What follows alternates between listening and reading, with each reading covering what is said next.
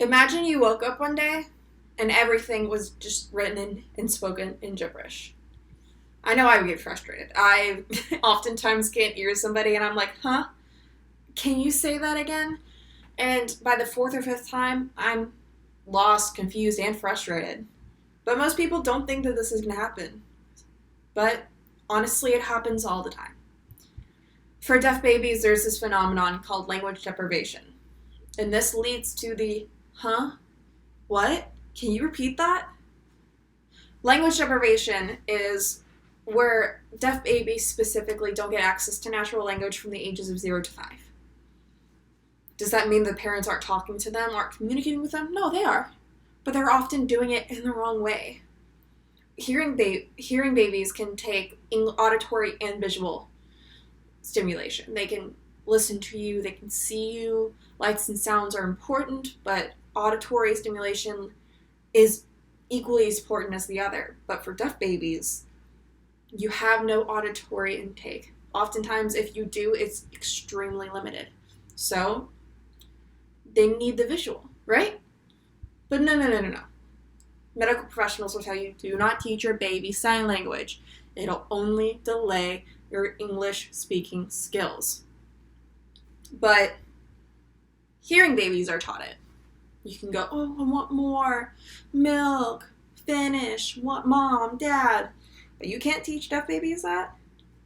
And in fact, it's often given to hearing babies to communicate with their parents before they know how to speak. So if your deaf child can't learn to speak, why not give it to them? In fact, the part of the brain that recognizes sign language is so extremely similar to the part that recognizes auditory language.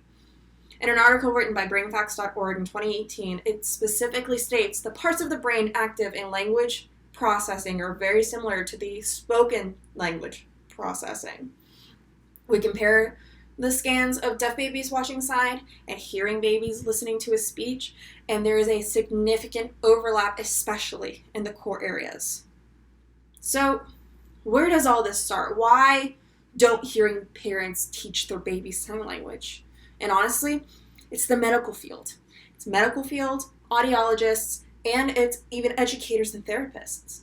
They're telling them, don't teach it. Because imagine this, you're at the hospital, you just had your first child. Oftentimes it's your first, sometimes it's your second or third, and you have the recessive gene of deafness that you don't realize. And then they cart your baby off, your brand new baby, seconds if not minutes old, and they come back and you're like, I'm so sorry. You would panic. You would freak out. How can I fix my kid? But your kid is perfectly healthy. And doctors, specifically audiologists and those who work in the birth center in the hospital, have a pathological view of the deaf community. They need to be fixed, period. And so they throw hearing aids at them, and they throw deaf cochlear implants at them, and they throw speech therapists and audiologists, and all of these things.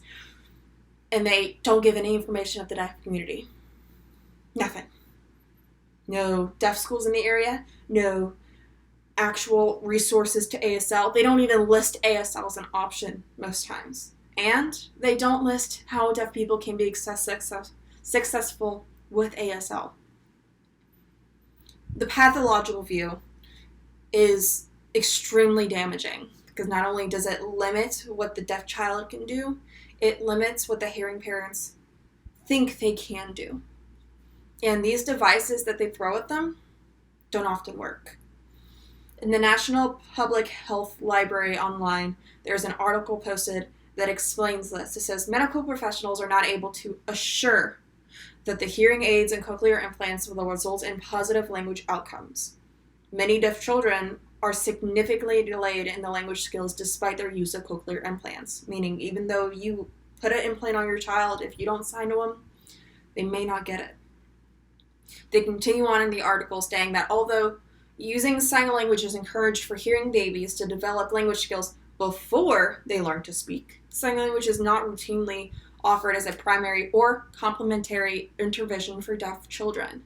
The pattern of language deprivation often occurs because many advocates, professionals, and educators believe sign language acquisition will interfere with the deaf children's development of speech skills, despite the research showing that sign language development and intelligence scores on non-sighting children are higher. So, how do we fix it? So it seems that the medical view, the educator's view, completely skewed. In fact, you could even call it a bias. They have this bias of the deaf community. So how do we fix it?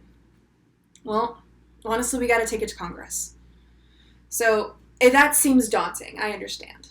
But there's already laws in progress stating that medical professionals and deaf children of all ages should give access to ASL.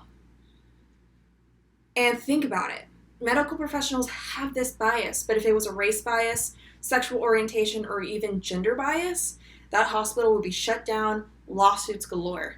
So we just take what they say about deaf children by a grain of salt, when in reality, there are so many deaf people in the world who are successful. Marlee Matlin, for example, is an actress who's won so many awards. Niall DeMarco is a deaf actor.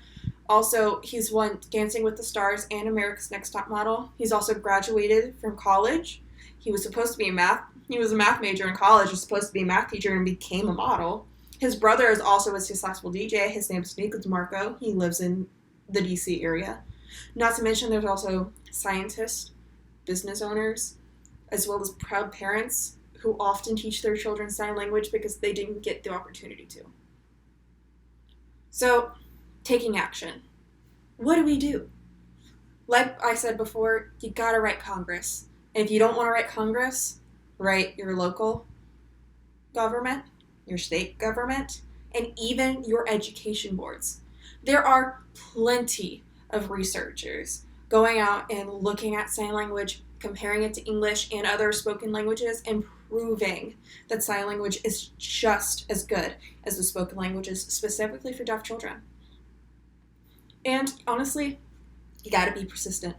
There are many cases that have been solved because the public has been so persistent with people in power.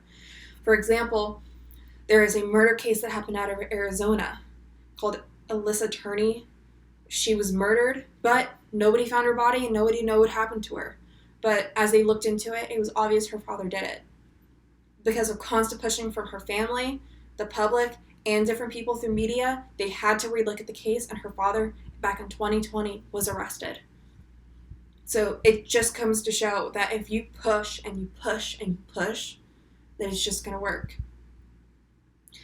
Niall DeMarco, like previously mentioned, has also done a lot of advocacy for the deaf community.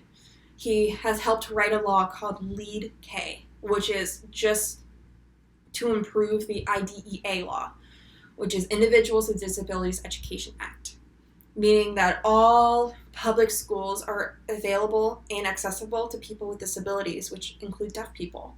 But when it comes down to it, how they're teaching everybody the same just doesn't cut it. And honestly, a lot of deaf people go through public education being forced to wear their hearing aids, being forced to have cochlears. And so it needs revamping. Lead K not only forces the medical field to offer sign language as an option, gives resources to the deaf community, it also makes the parents think about it. It gives those deaf children access to ASL, whether the parents realize that they wanted to or not. Sometimes deaf people just need to give that push. And even though it may seem daunting to have a deaf child, having so many deaf individuals with a positive outlook on life and positive just reinforcement can help ease that whole negative view on it. Just having, okay, your child is deaf, but look how many people succeed in life even though they are deaf. They're scientists, business owners, actors, movie stars, whatever. It can lessen the blow and make it just so much less scary. And that can help immensely whether you teach your child sign or not. So, action plan. What do? Talk to your friends. Write Congress. Write your state and local government. And talk to those education boards. Because even though the medical field has a specific portion of it from 0 to 5, they stay in the education field much longer. And this can go from elementary school to even college. So write those people. And just visualize it. Deaf people have access to the world. That's just another language that everybody in the world has access to.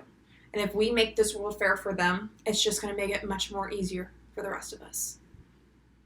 Thank you for listening, and go on, use your hands.